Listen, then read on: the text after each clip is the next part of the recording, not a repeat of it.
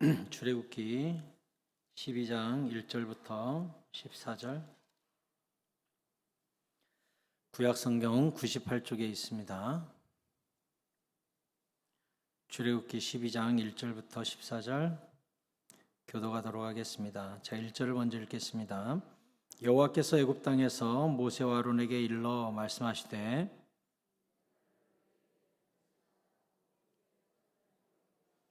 너희는 이스라엘 온 회중에게 말하여 이르라. 이 달 열흘에 너희 각자가 어린 양을 잡을지니 각 가족대로 그 식구를 위하여 어린 양을 취하되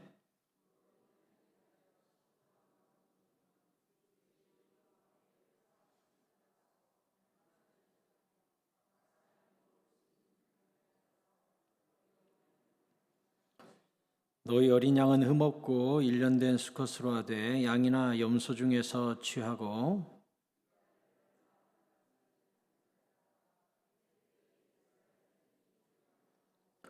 그 피를 양을 먹을 집 좌우 문설주와 임방에 바르고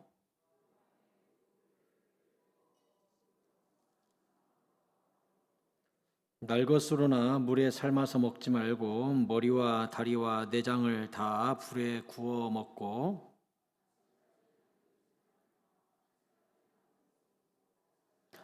너희는 그것을 이렇게 먹을지니 허리에 띠를 띠고 발에 신을 신고 손에 지팡이를 잡고 급히 먹으라. 이것이 여호와의 유월절이니라.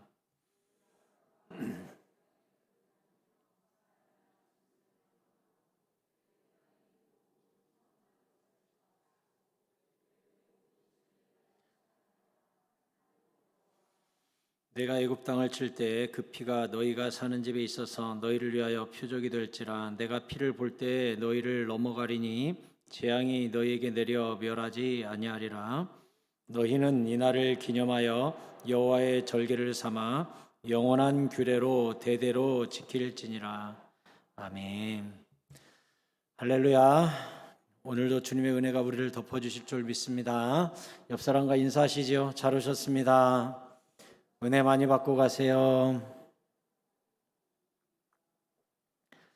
성경에 많은 절기와 은혜의 말씀들이 있지만 가장 중요한 말씀과 절기와 사건이 바로 오늘 유월절이라고 말씀드릴 수 있겠습니다. 사망과 생명이 갈라지는 날이고 절망과 감사가 동시에 임하는 밤이었습니다. 1절에 여호와께서 애굽 땅에서 모세와 아론에게 일러 말씀하시되 이 달을 너희에게 달의 시작 곧 해의 첫 달이 되게 하라 했습니다. 이 달은 아빕월이라고 하는데요. 아빕이라는 뜻은 새싹이라는 뜻이거든요. 그러면 아빕월이면 언제일 것 같아요? 새싹이 돋아나는 달이면 3월이겠죠. 그래서 아빕월은 원래 3, 4월입니다. 그런데 이 3, 4월을 주님께서 딱 찍어서 새해의 첫 달로 바꿔라 해가지고 이제 새해가 1월부터 시작하는 게 아니라 이스라엘이 3월 달 아빕월부터 이제 새해를 시작하라 이렇게 주님이 말씀을 하셨습니다. 왜 주님은 이 아빕월 6월절이 들어있는 달을 새해 첫 달로 만들라라고 얘기했을까요? 바로 그때가 6월절이 있고 이스라엘이 예수의 피, 어린 양의 피를 통과하는 새롭게 거듭 태어나는 달이 되기 때문에 생일이 되는 것이죠. 그때가 온 민족이 태어나는 달이 된 겁니다. 그러니까 거듭남을 이야기하기 위해서 새 출발, 영적 생일이 되게 하겠다라는 것이죠. 그만큼이나 이 10번째 재앙은 역사적인 날이죠. 새로 태어나는 거예요. 모든 이스라엘 백성이 역사를 새로 시작하는 거예요. 내 인생이 다시 출발하는 게 바로 어린 양의 피 6월절이에요. 그러니까 예수를 믿는다는 건 보통 역사가 아니죠. 우리가 예수를 믿을 때 무슨 역사가 일어나는 겁니까? 옛사람이 죽고 새로운 내가 다시 태어나죠. 거듭남이라고 하는 거예요. 요한복음 3장 3절에 함께 읽읍시다. 시작. 예수께서 대답하여 이르시되 진실로 진실로 나와라. 시작. 예수께서 대답하여 이르시되 진실로 진실로 내게 이르노니 사람이 거듭나지 아니하면 하나님의 나라를 볼 수 없느니라. 아멘. 거듭나라는 거예요. 새로 태어나라는 거예요. 그래서 새로운 너의 달력을 만들어가라는 거예요. 고린도전서 15장 22절에 우리가 태어난다는 것은 다시 만들어졌다, 다시 역사가 시작된다는 것으로 보아 새로운 아담이 있다는 것을 알 수가 있죠. 그러니까 첫 번째 아담은 아담과 하와가 이 땅에 만들어짐으로 죄를 짓고 실패한 아담이 됐죠. 너는 생육하고 번성하고 하나님의 나라를 확장시키고 지키는 파수꾼이다 해놨는데 뱀의 유혹에 넘어가가지고 영원히 안 죽는 존재가 죄의 삭은 사망이요 하고서 죽는 존재가 됐죠. 게다가 그때는 막 900세도 살고 그랬는데 이제는 죄가 더하고 축적됨으로 말미암아 이제 잘해야 80 이런 시대를 우리가 살고 있단 말이에요. 누구 때문에? 실패한 아담 때문에. 그런데 예수님께서 이 땅에 오셔서 우리를 다시 재창조하시고, 재창조란 새 아담이죠. 새로운 인류로 창조하시고 이제는 끝나는 인생이 아니라 천국에 가서 영원히 사는 창조를 다시, 죄를 해결하고 영원히 사는 창조 질서를 다시 회복했기 때문에 예수님을 제2의 아담이라고 하는 것이고 승리한 아담이라고 하는 겁니다. 할렐루야.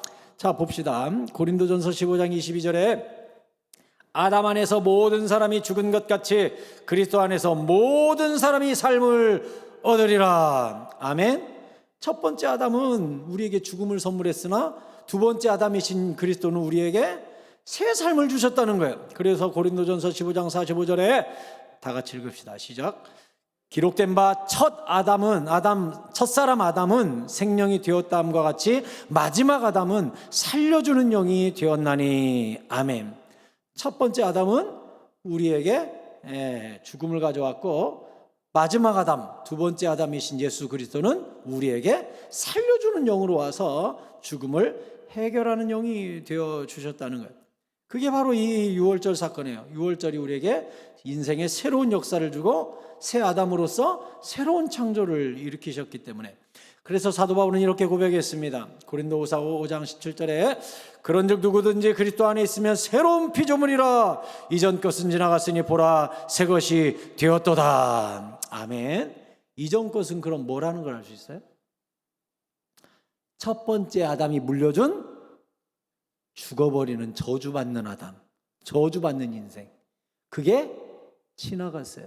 그리고 마지막 아담이시면서 두 번째 아담이신 예수 그리스도께서 오셔서 죽음을 삶으로 뒤집어 놓으셨죠. 그러니 옛 것은 지나갔고 새 것이 왔는데 이 새 것은 뭐예요? 거듭난 새 생명을 얻은다, 새 창조를 받은 나, 성공하고 승리하신 아담으로 말미암아 주어진 새 아담의 후손. 아멘. 우리는 그래서 육체적 죽음으로는 첫 번째 아담의 후손이요, 영혼으로는 두 번째 아담이신 예수 그리스도의 후손인 거죠. 아멘. 이거 정확히 믿어야 돼. 정확히 알아야 돼. 이거 우리 육신은 죽어요. 누구 때문에? 아담 때문에. 아담이, 실패한 아담이 물려준 죄의 결과로 우리는 죽어요.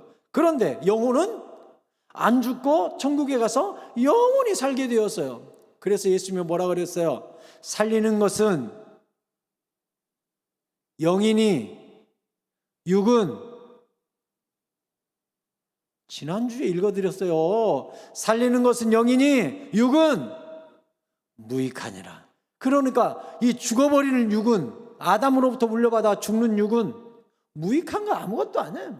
근데 새로운 아담, 승리하신 아담이 우리에게 새 생명을 주신 영은 영원히 살게 되니까 우리의 영혼은 죽어도 다시 살고 부활해서 저 천국에서 이제 첫 번째 창조 질서를 따라 영원히 사는 새 생명을 두 번째 아담, 최후의 아담이신 예수 그리스도가 우리에게 새 창조로 부어주셨다는 거예요. 그래서 늘 하는 말이 옛사람이 죽었다, 새 사람이 살았다. 이것은 꼭 여러분은 이렇게 착각한단 말이에요. 꼭 깜빵 갔다 와서 개과천선하면 뭐라 그래요? 아이고 새 사람 됐네. 그게 아니에요. 기독교는 갑자기 내가 교회 다니고 착해지면 사람들이 아이고 새 사람 됐네. 그거 아니요. 그거 아니요. 근데 여러분들 대부분은 교회 다니면 착하게 살아야 돼. 그게 새 사람이야. 이렇게 생각을 한다니까요. 여러분, 착하게 사라지는 것은 내가 거듭난 영혼이 되고 새롭게 된 내 삶의 결과물이지, 그것이 뭔가 구원의 조건이 된다든지 이런 것도 아니에요. 그게 여러분, 율법이 우리에게 구원을 줍니까? 쉽게 얘기해 볼까요? 술 끊으면 천국 가요? 술 끊으면 천국 가냐고요? 그러면 세상에도 술 끊는 사람 다 천국 가겠네? 근데 유대인들이 율법을 그렇게 해석했단 말이에요. 술 끊으면 또 하지 말라는 거 다 안 하고 완성하면 천국 간다. 아니죠. 술을 끊는다는 건 뭐죠? 내가 거듭난 결과물로 증거로 나타나는 거죠. 그게 그렇잖아요. 나는 술보다 주님이 더 좋아. 술 담배 먹고 타락하는 것보다 예배 드리는 게 더 좋아. 그래서 그게 결과물로 나타나는 거죠. 아멘입니까? 그런데 술 안 먹는다고 해서 천국 가냐고요? 그게 아니에요. 착하게 산다고 천국 가냐고요? 아니에요. 거듭났더니 술도 끊어지고, 거듭났더니 착해지고, 거듭났더니 새 사람이 되는 거죠. 아멘. 그런데 우리는 아유 교회 다니는 사람이 그러면 안 돼. 우리는 이제 새롭게 돼야지 하고서 율법적으로 접근하면 세상 종교와 아무 다른 게 없는 거예요. 예수 믿고 새 사람 됐다? 이것은 전혀 수준이 다른 얘기예요. 세상이 말하는 새 사람, 깜빵 갔다 오더니 새 사람 됐어. 아유 죽을 병 걸렸다가 났더니 새 사람 됐어. 그런 새 사람하고는 완전히 차원이 다른 새 사람이에요. 우리 새 사람 어떤 새 사람? 예수 그리스도 새로운 아담이 오셔서 주신 영원히 죽지 않는 새 생명을 받은 거듭난 새 사람. 할렐루야. 이것을 기독교에서 이야기하는 새 사람이라고 하는 거예요. 옛것은 지나갔으니 보라 새 것이 되었도다. 하도 들으니까 그래 교회 다니면 죄 짓던 내가 없어지고 이제 죄 안 짓는 내가 열심히 착하게 살아야지. 그런 새 사람이 전혀 아니에요. 그렇게 성경 절대 해석하지 마세요. 우리 기독교가 이야기하는 새 사람, 예수 그리스도가 말씀하시는 새 사람은 따라서 하세요. 성경의 새 사람은 새 창조다. 아멘. 절대 잊지 마세요. 우리는 새롭게 창조되는 거예요. 어떤 존재로? 죽지 않는 존재로. 누구 때문에? 예수님 때문에. 첫 아담은 우리에게 어떤 걸 줬어요? 죽는 존재를 선물했죠. 실패한 아담이죠.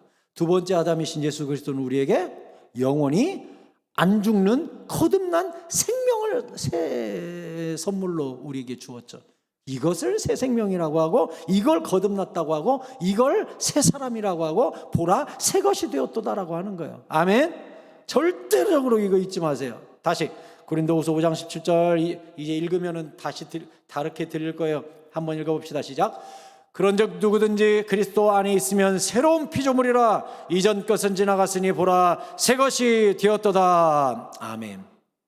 새 것이 됐다는 것은 개과천선의 또다 뜻이 아닙니다. 새 것이 되었다는 건 무슨 뜻이라고요? 예수 그리스도께서 주신 새 생명으로 말미암아 이제 실패한 아담이 아닌 승리한 아담이 준 영원히 죽지 않는 부활의 존재, 천국의 존재, 새 생명을 준 새 사람, 이것을 새 것이라고 한다고요. 아멘.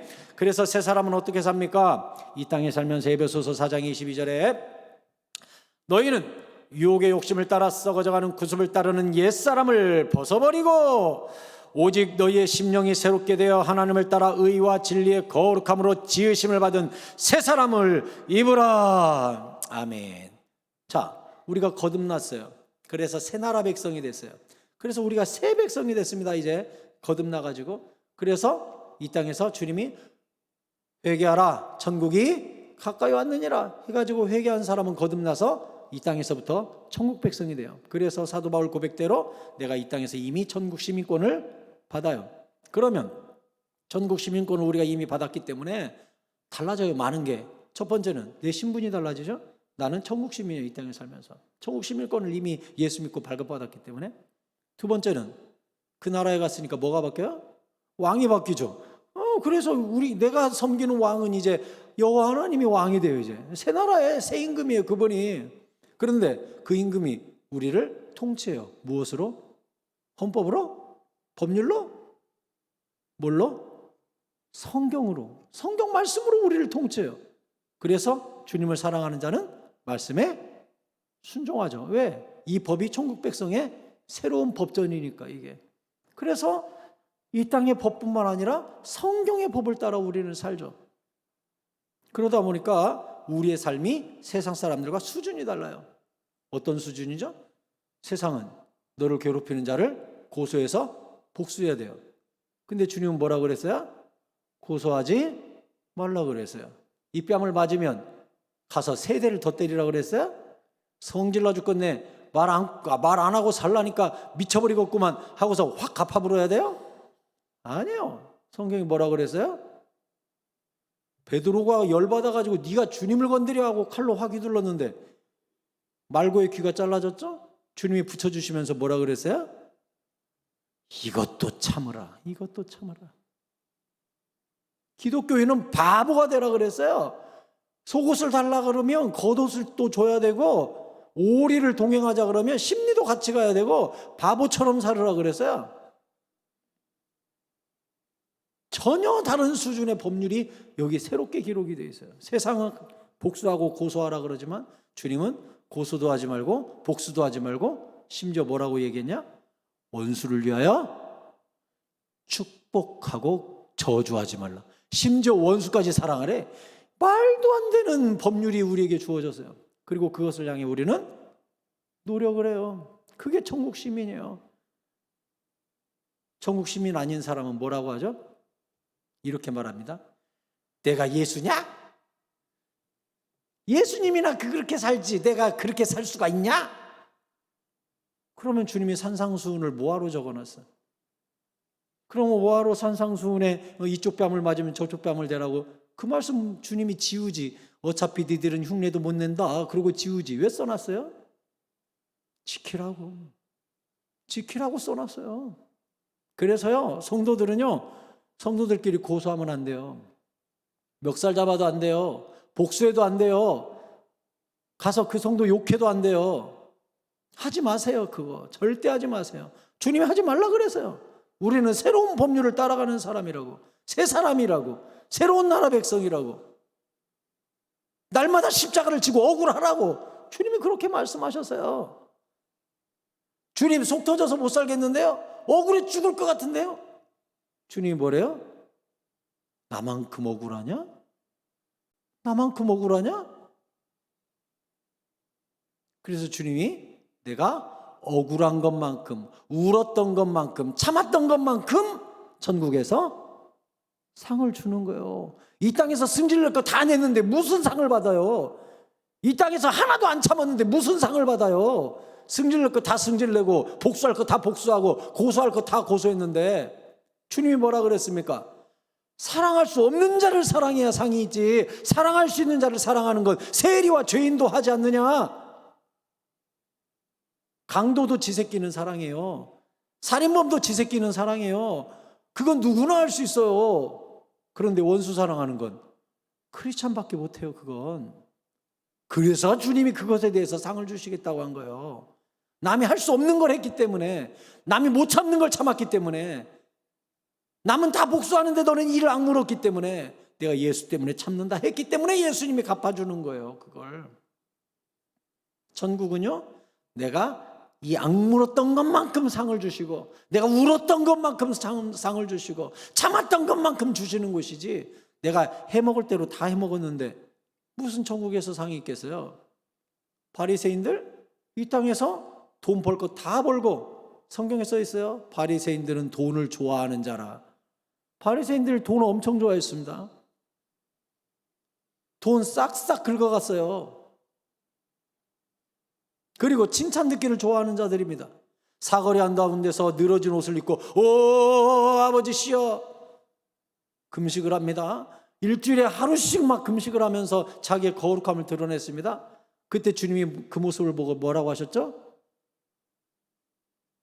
이미 상을 받았느니라. 천국 가면 깡통 차느니라 그랬습니다. 왜? 다 누렸거든.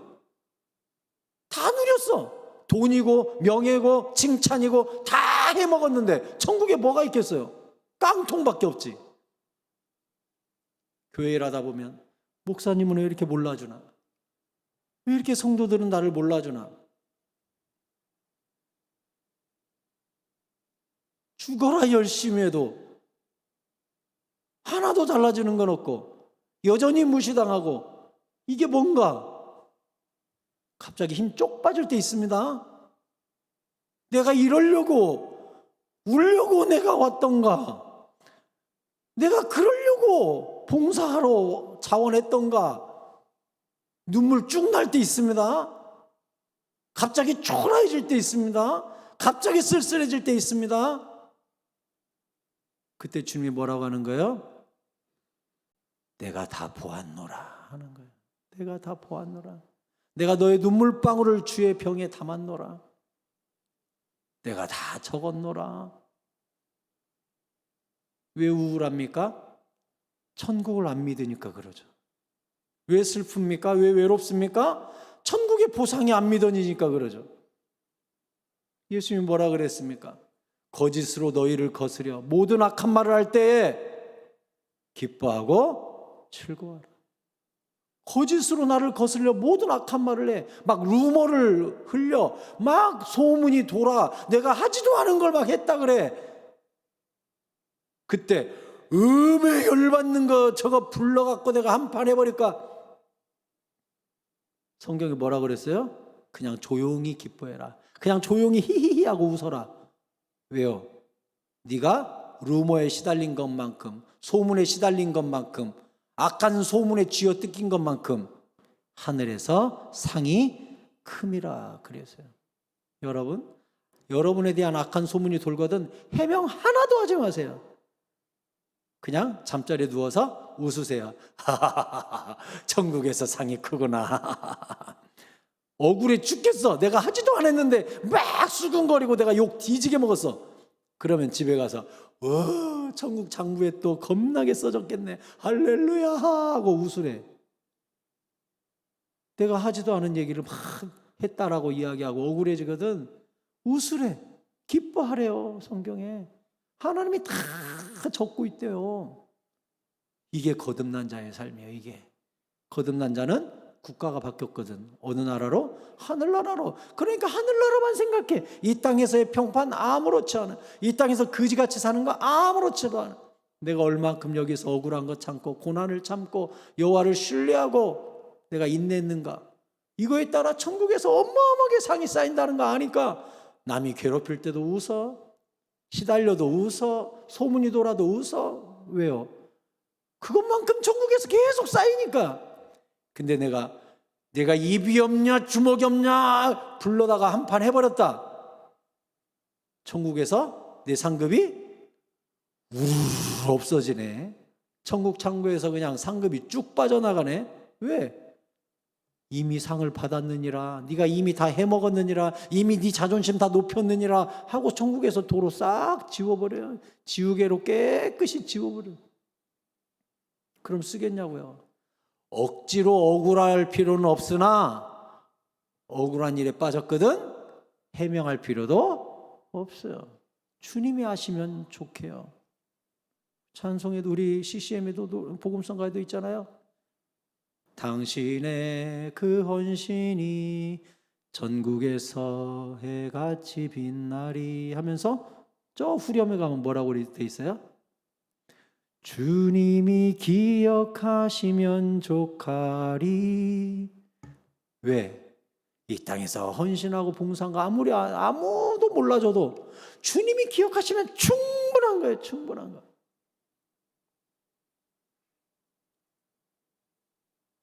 예전에 제가 부목사로 있을 때 큰 돈을 교회에다가 헌금을 할 일이 있었어요. 교육관을 건축하는데 작정을 하고 우리 5 식구 명수에 맞춰서 1인당 몇백만 원 해가지고 5명분을 모아서 하나님께 예물을 드린 날이 있었어요. 금요철야예요. 금요철야 때 이렇게 딱 헌금을 올렸으니까 아내나 저나 오늘 헌금해 하고서 냈으니까, 큰 돈을 냈으니까 혹시 담임 목사님이 읽어주나 하고서 강대상만 쳐다봤다니까요. 유승복 목사가 헌금을 냈네 한마디 해주실 줄 알고 계속 쳐다보는데 그날따라 매번 읽더니 왜 그날은 안 읽어 또? 겁나게 섭섭하고, 아니 왜 안 읽어 이날은? 주일날 읽으란가? 주일날 내내 쳐다봐도 생전 안 읽어줘, 생전 안 읽어줘. 좀 유승복 헌금했네 하면 얼마나 기분 좋을까? 그냥 역사 속에 묻히고 끝났어. 아무도 몰라. 사람은요, 목사인 저도요, 큰 돈 내니까 목사님이 좀 알아줬으면 나중에라도 전화해서 어이 유 목사가 헌금을 했어? 아 전화라도 한 통 올까봐 계속 일주일은 기다렸네. 그런 거 전혀 없었어요. 인간은요, 내가 헌금 많이 하면, 봉사 많이 하면, 뭔가 눈에 띄는 일을 하면 그래도 잘했네 소리 듣고 다 그러고 싶죠.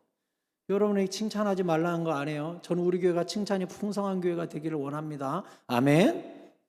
아멘. 서로 성경에 뭐라고 그랬어요? 선행을 격려하라 그랬죠. 그럼 선행을 격려하라고 성경이 써 있는데 어떻게 선행을 격려하죠? 칭찬하라는 뜻이에요. 그게 선행을 격려하라는 건 착한 일을 했거든 잘했다라고 말하라는 거예요. 칭찬해 주라는 거예요. 그러니까 여러분 칭찬 좀 많이 하세요. 그날 찬양팀 찬양이 너무 은혜로웠거든.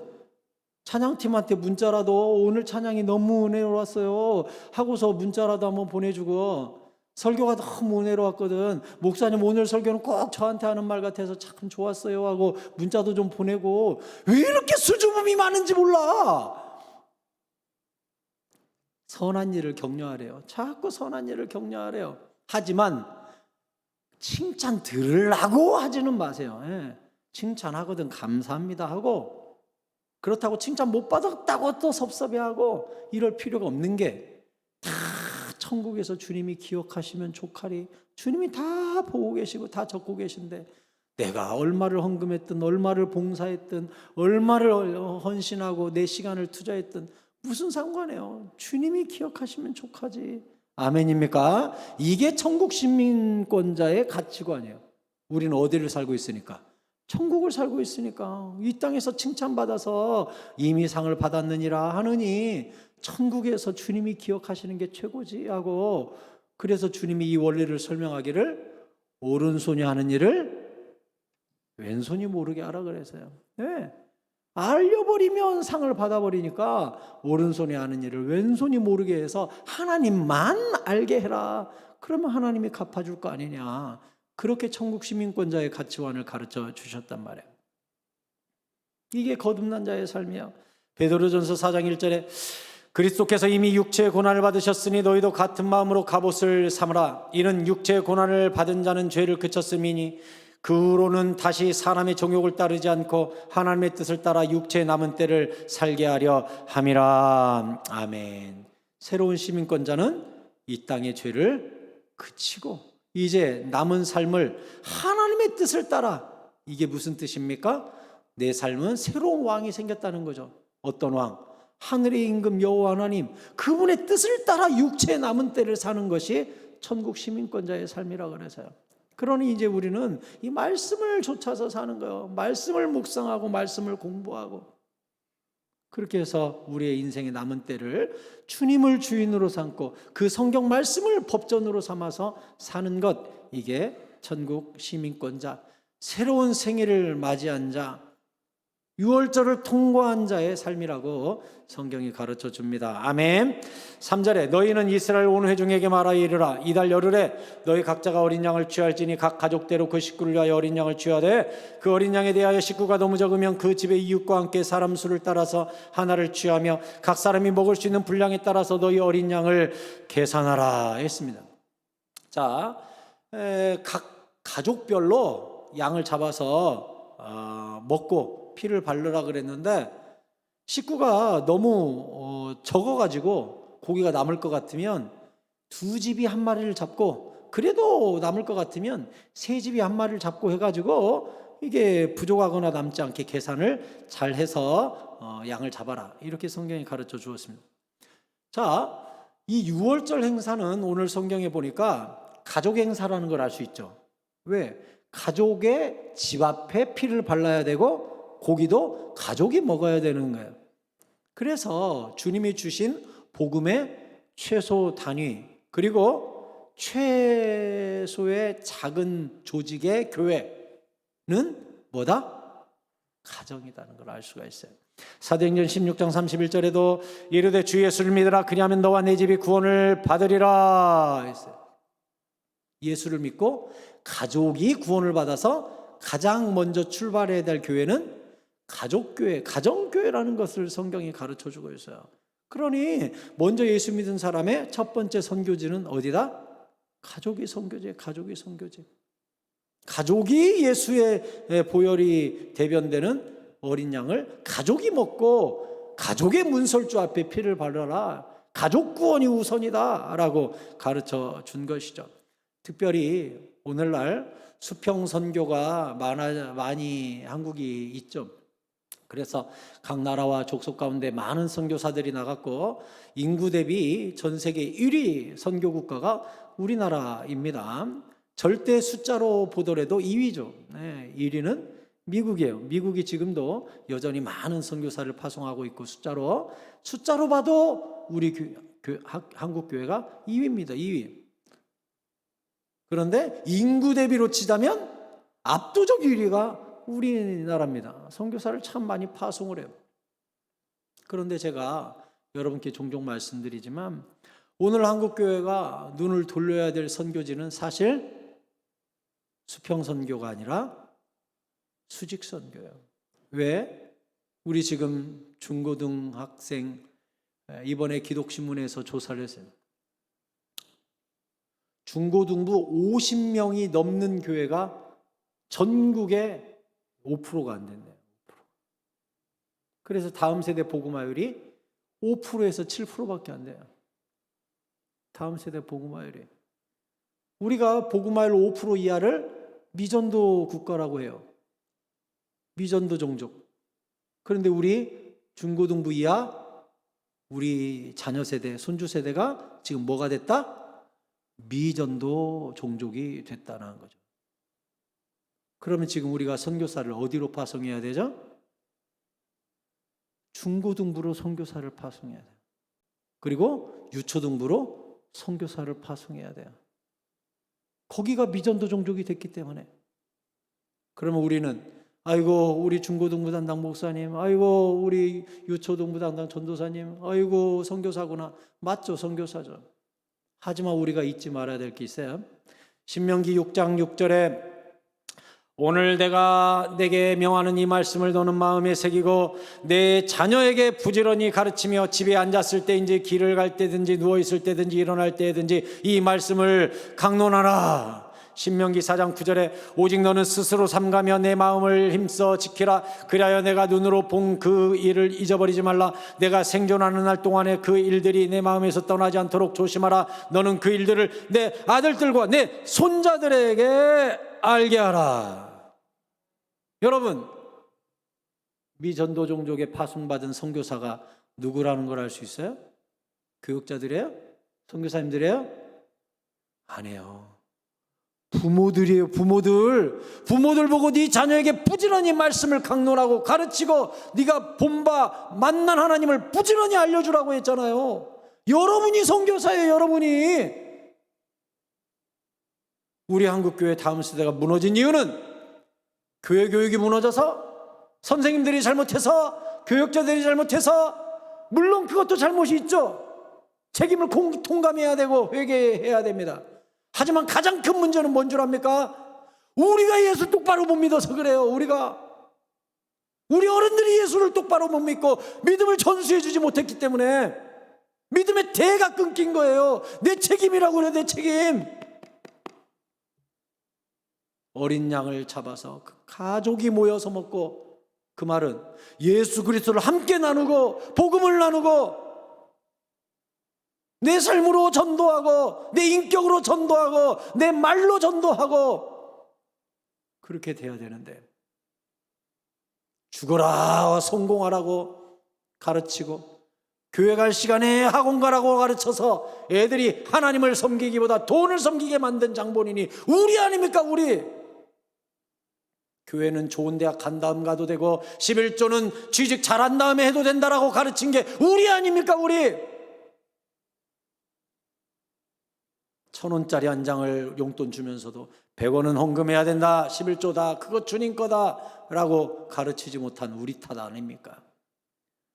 난 너 대학 못 가도 좋다, 주일은 빠지지 마라, 이렇게 가르치지 못한 우리 탓 아닙니까? 우리가 선교사 노릇을 잘못했기 때문에 신앙의 세대 단절이 일어난 거 아닙니까, 여러분?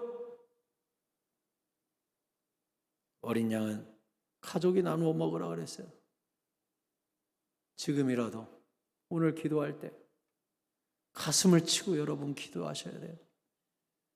주여, 어린 양을 잡아도 나눠 먹을 가족이 없습니다. 우세요. 회개하세요.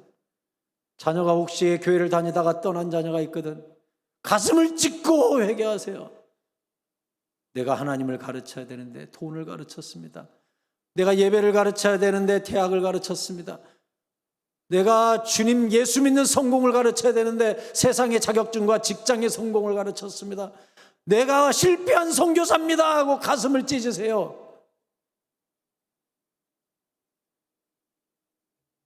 한국교회가 큰일 났다고요. 지금 다음 세대가 다 죽어가고 있고, 주일날 놀러 가고, 주일날 친척 모임 가고, 주일날 시험 공부하러 가고, 괜찮다라고 말하고, 그럴 수도 있지라고 말하고, 예배는 다음 주에 드려도 되지라고 가르치고, 주일날 혹시 못 드린다 할지라도 유튜브로 드리면 되지 이렇게 가르치고. 우리가 성공한 선교사입니까? 우리가 제대로 가르쳤습니까? 우리는 그렇게 하지만 자녀 세대 넘어가 보십시오. 이만한 일에도 신앙을 버리고 이만한 일에도 교회보다 세상을 선택합니다. 왜? 우리한테 그렇게 배웠기 때문에. 이제라도 우리 정신 바짝 차리고, 나는 네가 1,000만 원, 2,000만 원, 10억을 갖다 준다 그래도 하나도 안 기쁘다. 네가 주일날 예배 한번 드리는 것이 10억보다 기쁘다. 네가 나에게 10억을 갖다 주는 것보다 교회 가서 11조 잘하고 예수님 자랑하고 천국 백성 된다면 그게 나의 가장 큰 생일 선물이고 어버이날 선물이고 그게 평생에 나에게 효도하는 거다. 그렇게 우리가 가르쳐야 되지 않겠습니까? 누가 여러분 가정에 가서 전도를 해줍니까? 누가 여러분 자녀를 만나서 선교를 해줍니까? 여러분이 가정으로 파송받은 선교사들 아니십니까? 그렇다면 애들 바짓가랑이 붙잡고 울면서라도 말해야죠. 네가 지옥 가는 꼴을 이 애미가 어떻게 보겠냐? 네가 예배 안 드리는 것을 보면서 내가 어떻게 교회 가서 즐겁게 찬양을 하겠냐 하고 붙잡고 울어야 되지 않겠습니까? 부모는 선교사요, 선생이요, 교사요, 가정이라는 작은 교회에 목사가 된다는 것을 절대 잊지 마시고 자녀들한테 삶으로 설교를 하시고 인품으로 설교를 하시고 입술로 선교를 하셔서 가정교회 여러분 회복할 수 있게 되기를 바랍니다.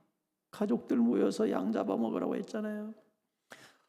5절에 너희 어린 양은 흠없고 1년 된 수컷으로 하되 양이나 염소 중에서 취하고 이달 열 나흔 날까지 간직하였다가 해질 때 이스라엘 회중이 그 양을 잡고 그 피를 양을 먹을 집 좌우 문설주와 임방에 발라라 했습니다. 양을 잡아서 문 임방에 발라야 구원이 완성되고 그 피를 보고 천사가 칼을 그 집은 넘어가겠다 이렇게 약속을 했습니다. 우리는 너무나 잘 알다시피 이 어린 양이 바로 예수님이시고 이 문임방과 좌우설주에 바른 피가 좌우설주는 예수님의 양팔에 박힌 못이요 문인방은 예수님 머리에 씌워진 가시면류관이요, 거기서 문인방에서 뚝뚝 떨어진 피가 바닥에 떨어진 거기는 바로 예수님의 팔에 박힌 못이 되어서 문인방과 좌우설주에 바른 피는 고스란히 십자가를 상징한다는 것을 우리는 너무나 잘 압니다. 이 믿음의 비밀을 깨달은, 유월절의 비밀을 깨달은 요한, 세례 요한은 예수님을 보자마자 이렇게 말했습니다. 요한복음 1장 29절에 이튿날 요한이 예수께서 자기에게 나오심을 보고 이르되 보라, 세상죄를 지고 가는 하나님의 어린 양이로다. 저분이 누구냐? 유월절 어린 양이다, 이렇게 얘기를 했습니다. 유월절 어린 양은 우리의 죄를 지고, 어린 양이 죽어야 피가 나오잖아요. 근데 성경이 뭐라 그랬어요? 히브리서에 거의 모든 죄가 피로써 정결하게 되나니 피가 없은즉 죄사함이 없느니라 그래서요. 그래서 피가 있어야 죄가 씻겨요. 그래서 그 집을 속죄하는 피가 묻어야 그 집이 패스오버 되듯이 십자가에 예수님이 죽지 않으면 생명은 오지 않아요. 예수님 안 죽고 구원하는 방법 없었나요? 없었어요. 왜? 성경에 피채 먹지 말라 그랬죠? 무슨 음식을 먹을 때 피채 먹지 말라. 왜 피채 먹지 말라고 거기 써 있죠? 이는 생명이 피에 있음이니라 그랬어요. 그러면 그 율법을 왜 주우셨을까요? 그럼 순댓국, 순대에 피 들어가잖아요. 그 다음에 선지국밥 먹지 말라는 뜻인가요? 저 순대 되게 좋아하는데 순대 피 들어가잖아요. 그러면 피째 먹지 말라고 했으니까 순대 먹지 말라는 뜻인가요? 성경이 그것을 이야기합니까? 그 율법을 왜 줬죠? 피의 중요성을 이야기하기 위해서 그러죠. 피 속에 뭐가 들어있다? 생명이 들어있다. 그러니까 생명은 생명으로만 대신할 수 있기 때문에 우리가 죄로 말미암아 죽을 생명을 살리기 위해서는 피값을 지불해야 되는 거예요. 그래서 예수님의 피로, 피가 생명이기 때문에 문인방과 좌우설주를 발라야 그 집이 죽음을 생명으로 바꿀 수 있는 거예요. 죽음은 생명으로만 치환이 되니까. 죽음은 생명으로밖에 못 바꾸니까. 그래서 주님이 죽으셔서 그 피로 우리의 죽을 죄락을 완불해 주시고 다 이루었다 하고 우리에게 새 생명을 주신 것이죠. 그래서 베드로 사도가 말합니다. 베드로전서 1장 18절에 너희가 알거니와 너희 조상이 물려준 헛된 행실에서 대속함을 받은 것은 은이나 금같이 없어질 것으로 된 것이 아니요. 은이나 금이 뭐죠? 어디에 쓰이는 거죠? 값을 지불하는 데 쓰는 거죠. 그러니까 베드로가 지금 뭘 이야기하고 있는 거예요? 너희 죄값을 금이나 은으로 갚을 수 있을 것 같으면 갚지. 근데 그걸로 죄값을 지불하지 못한다. 왜냐?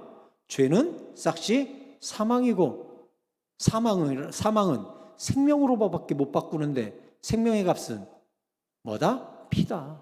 그래서 피로밖에 너는 구원을 못 받는다. 이것을 사도 베드로가 이야기하는 거예요. 그래서 다시 읽어드릴게요. 베드로전서 1장 18절. 너희가 알거니와 너희 조상이 물려준 헛된 행실에서 대속함. 대속이 뭐예요? 대신 갚는 것을 대속, 노예의 값을 지불하는 걸 대속이라고 그래요. 우리가 죄의 노예가 됐는데 그 값을 지불한 것은 은이나 금으로 지불할 수가 없고 19절 오직 흠없고 점없는 어린 양 같은 그리스도의 보배로운 피로 된 것이니라. 아멘. 그 피값으로 그 대속의 값, 죄값을 지불했다는 것입니다. 히브리서 9장 13절에도 염소와 황소의 피와 및 암송아지의 죄를 부정한 자에게 뿌려 그 육체를 정결하게 하여 거룩하게 하거든 하물며 영원하신 성령으로 말미암아 흠없는 자기를 하나님께 드린 그리스도의 피가 어찌 너희 양심을 죽은 행실에서 깨끗하게 하고 살아계신 하나님을 섬기게 하지 못하겠느냐. 아멘. 염소와 황소의 피도 어린 양의 피도 육신을 깨끗하게 하는 능력이 있거늘 하물며 흠없고 거룩한 예수 그리스도의 피가 너희 영혼을 씻지 못하겠느냐. 그래서 믿으시기 바랍니다. 우리는 예수의 피로 구원을 얻었습니다. 아멘. 예수께서 대신 죽으심으로 말미암아 예수 그리스도께서 우리의 죄를 완불하심으로 말미암아 우리는 구원을 받게 되었습니다. 그래서 주님이 다 이루었다. 테텔레스타이 뜻이 뭐라고요? 다 갚았다라는 뜻이에요. 다 갚았다를 두 글자로 뭐라고 합니까? 완불. 그러니까 주님은 십자가에서 완불하고 죽으셨어요. 완불. 무엇을 완불했어요? 내 모든 죄의 빚을 완불해버렸어요. 완불. 주님이 완불하신 것을 이 구원이라고 하는 거예요. 그것을 십자가의 보혈이라고 하는 거예요. 그걸 거듭남이라고 하는 거예요. 에베소서 1장 7절을 다 함께 읽어봅시다. 시작. 우리는 그리스도 안에서 그의 은혜의 풍성함을 따라 그의 피로 말미암아 속량 곧 죄사함을 받았느니라. 아멘. 피가 없었으면 죄사함도 없었어요. 왜 피죠? 생명을 대신하는 건 피밖에 없으니까. 로마서 3장 25절에 이 예수를 하나님의 그의 피로써 믿음으로 말미암는 화목제물로 세우셨으니 이는 하나님께서 길이 참으시는 중에 전에 지은 죄를 간과하심으로 자기의 의로우심을 나타내려 하심이니. 자, 피가 묻어 있으면 간과한대요. 간과가 뭐죠? 못 본 척하다라는 뜻이에요. 넘어가다가 뭐예요? 유월절이 그래서 넘어가는 날을 유월절이라 그래요. 피가 묻은 집은 넘어가다, 유월하다. 그 집은 패스오버하다. 이게 유월절이에요. 그런데 예수의 보혈이 있는 그 사람은 죄를 간과해 주겠다. 그러니 예수의 피나 어린 양의 피나 똑같이 유월절 어린 양의 피가 예수 그리스도 피라는 걸 알 수 있어요. 그래서 오늘날 우리는 양을 잡아서 아파트 문에다가 칠할 필요가 없어요. 여러분, 대문 앞에 칠할 필요가 없어요. 예수께서 이미 유월절 어린 양으로 십자가에서 모든 저주를 완불하셨기 때문에 우리는 믿기만 하면 내 영혼에 피가 뒤집어 씌워지게 되고 그 피가 묻어있는 영혼들마다 주님이 간과해 주시는 거예요. 뛰어넘으시는 거예요. 그래서 로마서 4장 5절에 잘 중요합니다. 시간이 많이 갔기 때문에 이 구절만 나누고 마칠 거예요. 로마서 4장 5절. 이 일을 아니하였을지라도 경건하지 아니한 자를 의롭다 하시는 이를 믿는 자에게는 그의 믿음을 의로 여기시나니 일한 것이 없이 하나님께 의로 여기심을 받는 사람의 복에 대하여 다윗이 말한 바 불법이 사함을 받고 죄가 가리어짐을 받는 사람들은 복이 있고 주께서 그 죄를 인정하지 아니하실 사람은 복이 있도다 함과 같으니라. 여러분, 예수 믿으면 죄가 없어져요? 아니에요. 죄가 없어지는 게 아니라 죄가 가려지는 거예요. 예수 믿으면 이제 우리가 죄 안 짓고 살아요? 아니에요. 앞으로도 죄를 지어요. 근데 그 모든 죄가 보혈 속에 가려지는 거예요.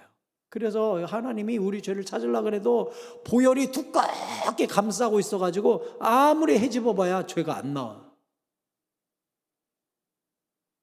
유승복 무슨 죄 지었나 보자 하고 뒤집어 볼라 봐도요, 보혈이 꽁꽁 싸고 있어갖고 죄가 안 나와. 그것을 간과하시고 가리어 주시는 복이라고 성경이 가르쳐 준 거예요. 그래서 우리가 예수 믿은 복이 얼마나 커요. 죄를 인정하지 않는 복을 받게 됐고, 주님이 패스오버해 주시는 복을 받게 됐고, 죄를 가리어 주시는 복을 받게 됐고, 주님이 간과하시고 넘어가 주시는 복을 받게 됐으니 얼마나 감사해요. 다윗이 뭐라 그랬어요? 주께서 내 허물을 찾으실 때인데 내가 주 앞에 어찌 서리요 그랬어요. 주님이 맘먹고 내 죄를 뒤적뒤적 찾으면 누가 그 앞에 서겠냐고요. 제가 서울에서 사역할 때 고등부 사역하고 있을 때 부장집사님 말고, 부장집사님이 이제 그 당시 고려대 국어교육학과 교수셨는데 지금 이제 장로님 되셨어요. 근데 이제 부감이 어떤 분이냐면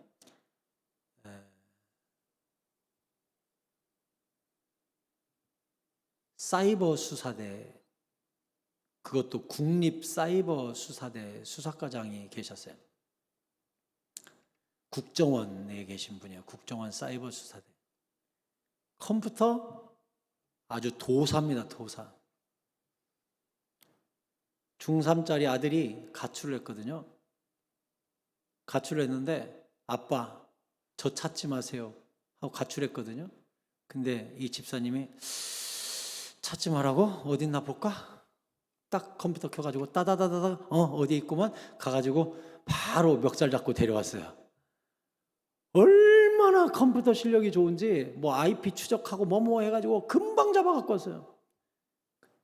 그 아들내미가 내가 한번 물어봤죠. 네 아버지가 사이버 수사대 계시니까 어때? 목사님, 숨도 못 쉬겠어요. 숨도 못 쉬겠어요.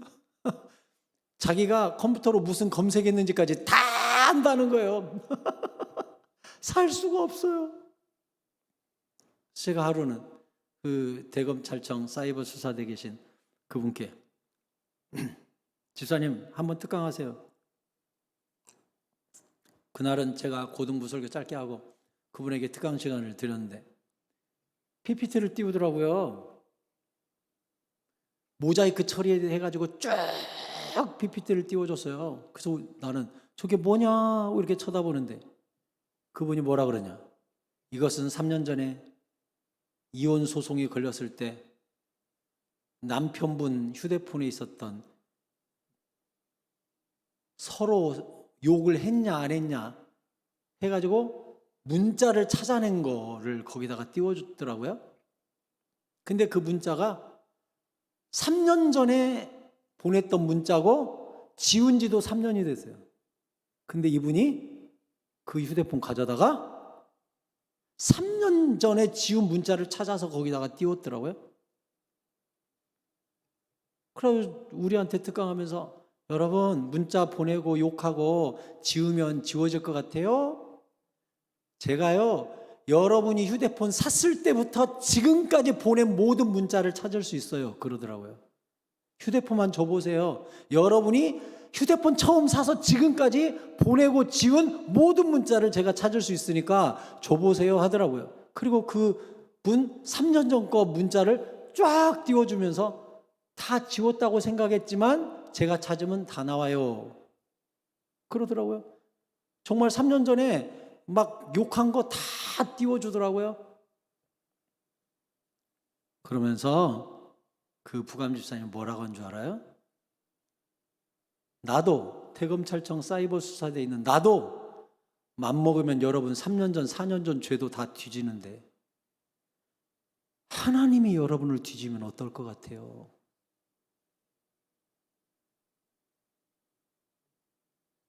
근데 하나님도 뒤지지 않겠다고 약속하신 보안장치가 하나 있는데 그게 바로 예수의 보혈이라고. 그 휴대폰을 예수의 보혈에만 적시면 아무도 못 뒤져보게 돼 있다고. 여러분이 지금 모든 죄를 예수의 보혈에 적시기만 하면 아무도 추적을 못하게 돼 있다고. 심지어 하나님도 추적하지 않겠다고 약속하지 않았냐고. 그러니까 우리가 예수 믿는다는 게 얼마나 존귀한 일인지 모른다면서 앞에서 그분이 특강을 하니까 아이들이 입이 떡 벌어져가지고 아 그렇구나. 주님이 우리 죄를 뒤적거리고 찾으신다면 누가 그 앞에 서겠습니까? 하지만 주님이 딱 한 가지 조건밖에 제시하지 않으셨어요. 보혈에 너를 담그기만 하면, 보혈을 믿기만 하면, 네 문인방과 좌우설주에 십자가의 보혈을 묻히기만 하면 네 죄를 절대로 내가 뒤져보지 않겠다. 주님이 이렇게 약속을 했잖아요. 그러니 6월절이야말로 십자가와 연결된 얼마나 놀랍고 큰 은혜의 절기입니까? 그래서 우리는 매 주일마다 십자가를 생각하고 십자가를 찬양하고 십자가를 나에게 주신 주님을 사랑하고 고백하고 또 주일이 끝나면 예수님 닮아가려고 하고 그 놀라운 복음을 전하려고 하는 삶을 우리가 사는 것입니다. 말씀을 맺겠습니다. 예수의 보혈, 이 어린 양의 피, 6월절 어린 양의 피가 여러분 마음속에 있습니까? 주님이 완불하셨음을 인정하십니까? 십자가 외에는 자랑할 것이 없고 십자가로 말미암아 유일하게 구원받았음을 인정하십니까? 예수님이 우리 죄를 완불하셨다는 사실을 믿습니까? 그렇다면 그 보혈 안에서 안전하시고 감사하시고 찬양하시고 전도도 하시기 바랍니다. 아울러 이 놀라운 복음이 여러분 가정에서 함께 양을 먹을 식구들과 함께 복음이 공유되고 전도가 이루어지고 수평 전도가 아닌 수직 선교가 일어나서 여러분이 가정에 파송받은 선교사이심을 잊지 마시고 주님 앞에 오늘 철저히 회개도 하시고 돌이켜 신앙의 선교사가 되어 교회 탓도 아니요, 시대 탓도 아니요, 나쁜 친구 탓도 아니요, 학교 탓도 아니요, 바로 내 탓으로 말미암아 내가 선교사 노릇을 제대로 못함으로 말미암아 우리 자녀들이 혹 신앙에서 멀어지지는 않았는지 돌아보고 주님 앞에 참된 성공이 무엇이고 참된 믿음이 무엇이고 예배보다 소중한 것은 있을 수 없다는 것, 복음보다 소중한 건 있을 수 없다는 사실을 다시 한번 주님 앞에 새롭게 하시고 이 밤 기도로 십자가 앞에 깊이 나아가 여러분의 강건한 믿음을 회복하는 이 밤이 되시기를 예수 그리스도의 이름으로 축원합니다. 우리 같이 찬양하고 기도하도록 하겠습니다. 예수의 피를 힘입어 주의 보좌로 나가